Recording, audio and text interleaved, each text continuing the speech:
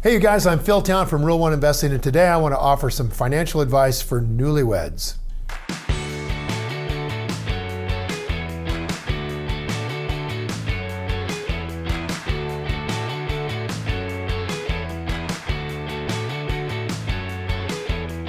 So the beginning of a marriage is a really wonderful time. However, becoming a newlywed will require that you and your spouse have to approach your finances a little differently than you did in your single years where you didn't pay any attention at all, probably. And I'd like to walk you through some of the basic steps to take. First, to help set your post-marriage finances on the right track, here are a few things to consider. The first step in handling your finances as a married couple is to decide whether you're going to merge both of your accounts together into one joint account or you're going to keep them separate. Of course, and I hope your marriage survives the discussion. It could be a little bumpy. Of course, there are several ways to approach this, and which way works best is ultimately up to the two of you figuring it out. I'm kind of giggling because this can be a little bit rough, getting this out on the table. You may discover there are some assumptions y'all haven't addressed before you tied the knot. You may want to have only one joint account. You may want to maintain completely separate accounts, or you may want to have both a joint account for paying the bills and the necessities, as well as separate accounts that the two of you can use to purchase things for yourself.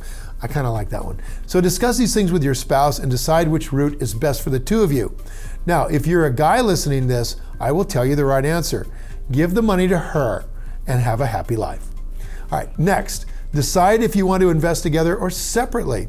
Even if you do decide to merge your bank accounts, deciding whether to merge your investment portfolios is a different decision entirely. Many couples maintain separate investment portfolios because it's often their best choice, because investing is a very personal process. And we love it with Rule 1 Investing Strategy for you to be guided by your own individual values. The person whose money is being invested should have a lot of say about where that money goes. So you might consider keeping your investment accounts separate. Good investing comes down to choosing investments that have meaning individually to you and reflect the values you hold close to your heart. So in the end, don't feel too pressured to merge your investments, even if you kind of decide to merge your other accounts. Many couples, it's just better to maintain separate investment portfolios, and that's a good strategy that will work out best for a lot of people. Now, regardless how you go, you and your spouse can come to Atlanta to one of my 3-day transformational investing workshops and learn how to invest together. And I really encourage that. In investing, two heads are better than one, and you can often be the devil's advocate for either side of the accounts. Husband might have, it might be really fun to do this, by the way. Your husband might have a really good idea that he really loves, and you can tear it to pieces. It's quite fun. All right, third, working on paying off your debts together. All right, so whether or not you choose to merge your bank accounts or investment accounts is completely up to two of you as a couple. However, when it comes to the debts that you each bring into the marriage, settling those debts together is the only way to go. They are going to affect both of you, so you both got to work to get rid of them. Don't be tempted to say that your spouse's debt is not your problem. For one, even if the debt existed before the two of you got married, it can still hurt your credit score and increase the amount of interest the two of you have to pay each month.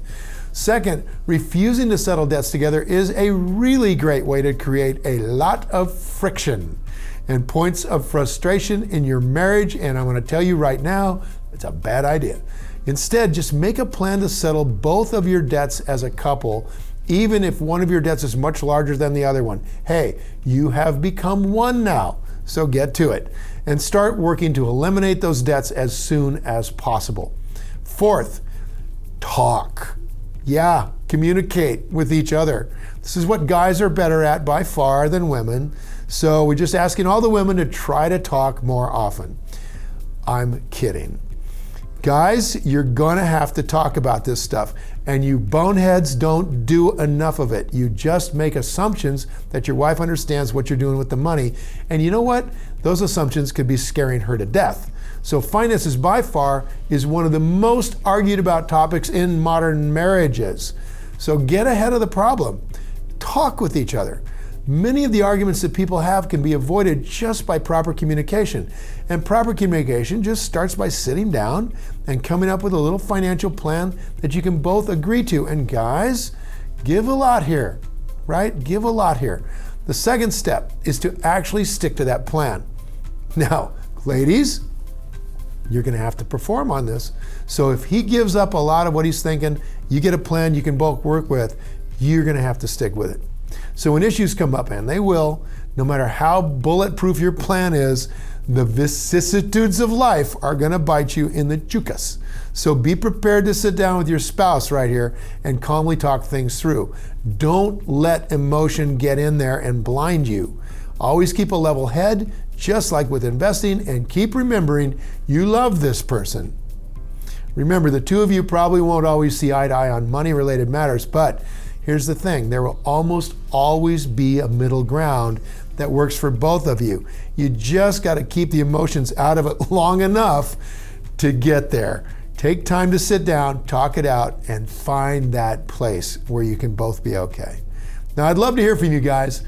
Newlyweds, man, you're in for a really wild ride when it comes to money, and you want to get ahead of it right now. So you guys keep your investing accounts separate, or you do invest together? Let's leave a comment below here with your answer, and I'll be sure to follow up with you. So thanks for watching, you guys. Now go play. And if you enjoyed this video and you think it was valuable for teaching you more about investing as a couple, even a newly married couple, subscribe to my channel and share this video with your friends or anybody else who might benefit from this information, even your mother-in-law.